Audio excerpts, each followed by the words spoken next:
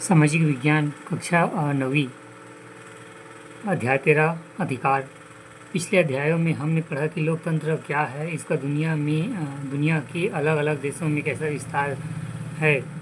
अधिकारों की अवधारणा भी कुछ शताब्दियों में उभर रही है और लोकतंत्र में बदलाव ला रही है। इस अध्याय में हम वास्तविक जीवन की कुछ ऐतिहासिक घटनाओं से बात प्रारंभ करेंगे जिनमें यह पता लग सकेगा कि अधिकारों के बिना लोगों का जीवन कितना कठिन होता है। हम ये समझने की कोशिश करेंगे कि ये अधिकारों का क्या असर है, हमें इनमें आवश्यकता क्यों पड़ी और लोकतंत्र का विस्तार करने में इसका क्या भूमिका निभा सकते हैं। अधिकारों के बिना जीवन एवं दास व्यापार।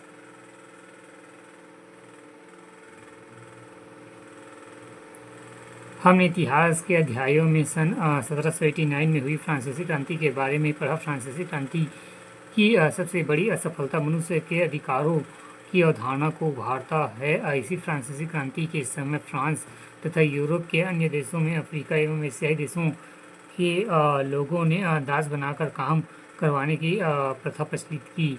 दास व्यापार 17वीं शताब्दी एशिया और अफ्रीका देशों में जोरों पर चल रही थी, जिसके प्रमुख रूप स्पेन, पुर्तगाल, इंग्लैंड, फ्रांस आदि देशों में शामिल थे। उदाहरण के लिए फ्रांसीसी सौदागर बॉर्दे एवं नान्ते बंदरगाहों से अफ्रीका तट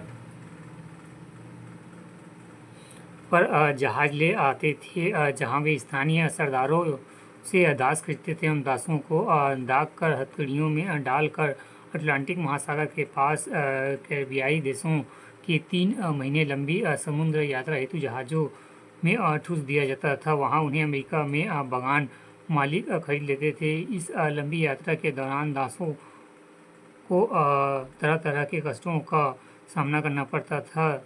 उन्हें समय पर भोजन नहीं मिलता था, कई दास बीमार पड़ जाते थे, व्यापारी उनके साथ पशुओं जैसा व्यवहार करते थे। दास श्रम के आधार पर यूरोपीय बाजारों में चीनी, कॉफ़ी एवं नील की बढ़ती मांग को पूरा करना एवं मुमकिन हुआ। बार्दे एवं नाते जैसे बंदरगाह दास व्यापार के कारण समृद्ध नगर बन गए।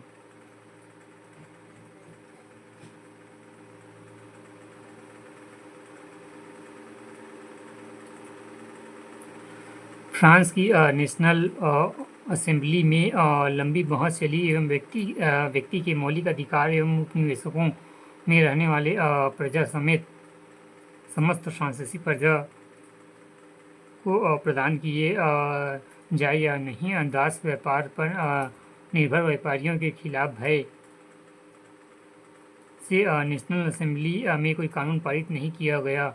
अंततः सन 1974 में सम्मेलन में फ्रांसीसी उपनिवेशों में दासों की मुक्ति का कानून पारित कर दिया गया। यह कानून कुछ समय तक ही लागू रहा।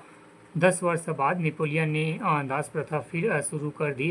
बागान मालिकों को अपने आर्थिक हित समझने हेतु फ्रांसीसी अश्वेत लोगों को दास बनने की आज़ादी मिल गई। फ्रांसीसी उपनिवेशों से अंतिम रूप में दास प्रथा का उन्मूलन सन 1848 में किया गया। अमेरिका में दास प्रथा को सन 1865 में समाप्त कर दिया गया, किंतु उन्हें नागरिकों को समान अधिकार 20वीं शताब्दी तक मिल नहीं पाई।